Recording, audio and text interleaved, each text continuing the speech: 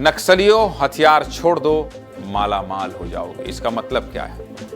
नक्सलियों से ये क्यों कहा जा रहा है कि हथियार छोड़ दो, माला माल हो जाओगे? मतलब क्या है कि आप सरेंडर करेंगे, आत्मसमर्पण करेंगे तो माला माल कैसे हो जाएंगे? आत्मसमर्पण करने वाले नक्सली माला माल कैसे हो जाएंगे? हथियार डालने वाले नक्सलियों को सरकार क्या बड़ा इनाम देगी? छत्तीसगढ़ सरकार ने बहुत बड़ा ऐलान किया है जो नक्सलवाद के खात्मे में मील का पत्थर साबित होने वाला है। क्या है पूरा मामला, विस्तार से बता देता हूं। नक्सलवाद के खात्मे को लेकर छत्तीसगढ़ सरकार तेजी से आगे बढ़ रही है। एक तरफ बड़े बड़े इनामी नक्सली मारे जा रहे हैं तो दूसरी तरफ बड़ी संख्या में नक्सली सरेंडर कर रहे हैं। नक्सलियों के सरेंडर से नक्सल संगठन को बहुत नुकसान पहुंच रहा है। छत्तीसगढ़ सरकार के दमदार एंटी नक्सल नीति से प्रभावित होकर पिछले 14 महीनों में 1000 से ज्यादा नक्सलियों ने हथियार डाल दिया है। इसी सिलसिले में छत्तीसगढ़ सरकार ने नक्सल पुनर्वास नीति का विस्तार किया है और पूरे देश में अब तक का सबसे सर्वश्रेष्ठ सरेंडर नीति को लागू किया है। इस नई सरेंडर पॉलिसी में क्या क्या खास है, चलिए आपको बता देता हूं, ध्यान से देख लीजिए। छत्तीसगढ़ सरकार ने ऐलान किया है कि आत्मसमर्पण करने वाले नक्सलियों को 3 साल तक हर महीने 10,000 रुपए दिए जाएंगे। यानी कि 36 महीनों में कुल 3,60,000 रुपए एक नक्सली को मिलेगा। इसके साथ ही 3 साल तक रहना और खाना भी सरकार फ्री देगी। इतना ही नहीं, सरेंडर करने पर इनाम की राशि भी नक्सलियों को ही दी जाएगी। और सबसे खास बात यह है कि अगर एक साथ कई नक्सली समूह में सरेंडर करेंगे तो इनाम की राशि दोगुनी करके दी जाएगी। सरेंडर करने वाले नक्सलियों को सरकार जमीन देगी और स्किल डेवलपमेंट कार्यक्रम के जरिए नक्सलियों को रोजगार के लायक बनाया जाएगा। इन सब के बीच अगर कोई नक्सली हथियार के साथ सरेंडर करता है तो उसे हथियार के पैसे भी मिलेंगे। आगे बताऊंगा, लेकिन पहले क्या कह रहे हैं डिप्टी सीएम विजय शर्मा, सुन लीजिए।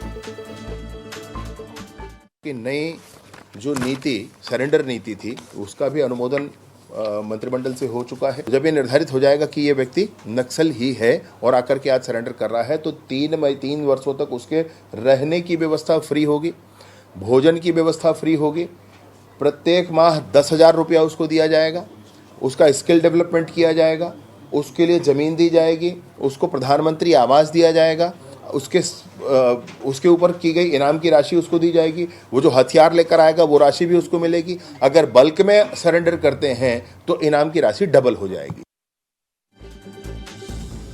छत्तीसगढ़ सरकार ने शानदार सरेंडर पॉलिसी बनाई है। इससे नक्सली आत्मसमर्पण के लिए प्रेरित होंगे, जिससे ज्यादा से ज्यादा नक्सली सरेंडर करेंगे। इनके साथ ही नई पॉलिसी से नक्सलियों को मुख्य धारा से जुड़ने में भी मदद मिलेगी। सरकार नक्सलवाद के खात्मे के लिए साम दाम दंड भेद की नीति अपना रही है और कई लेयर की स्ट्रेटजी बनाकर लाल आतंक को हर तरफ से घेर रही है। नक्सलियों के सफाई के लिए सरकार अब आत्मसमर्पित नक्सलियों की मदद ले रही है। मतलब जिन्होंने सरेंडर कर दिया है वो बता रहे हैं। इसलिए सरेंडर पॉलिसी को और मजबूत किया जा रहा है। क्यों कह रहा हूं ऐसा जानते हैं? चलिए आपको दिखा देता हूं। डालिए जरा पूरी हिस्ट्री यहाँ पे, ये देखिए आपको बताता हूं। सब कुछ दिख रहा है, नहीं दिख रहा है? पक्का कुछ नहीं कट रहा है? चलिए ठीक। नई नीति से लाल आतंक का अंत क्यों होगा? देखिए, अब आप देखिएगा, शांति की अपील हो रही है। सबसे पहले क्या हो रहा है? सबसे पहले ये कहा जा रहा है कि भाई साहब ऐसा है कि बातचीत से समाधान निकले, धन बल की हानि ना हो। मतलब सरकार आपको सब मौका दे रही है। शांति की अपील, बातचीत से समाधान निकले, धन बल की हानि हो। मैं इधर थोड़ा इसको सरका देता हूं, अब ठीक है। नक्सल पुनर्वास नीति मतलब प्रेरित होकर ज्यादा नक्सलियों का आत्मसमर्पण। इसमें ली गलत लिखा हुआ है, छोटा होना। तो ज्यादा नक्सली आत्मसमर्पण करेंगे तो क्या होगा? इससे नक्सलियों का सरेंडर होगा तो क्या होगा? नक्सलवाद कमजोर होगा। आप समझ रहे हैं? नक्सलवाद कमजोर होगा। इसके साथ ही गिरफ्तारी और डंप बरामद, मतलब जब ये सरेंडर करेंगे तो क्या होगा? जब ये सरेंडर करेंगे तो गिरफ्तारी होगी और इनसे बहुत सारी चीजें पता चलेंगी। जो मैं कह रहा हूं ना आपसे कि जो सरेंडर नक्सली हैं वो ये बताते हैं कि भाई साहब क्या हो रहा है, कैसे रणनीति बन रही है, कहां हथियार डंप है, ये सब बताएंगे। कौन?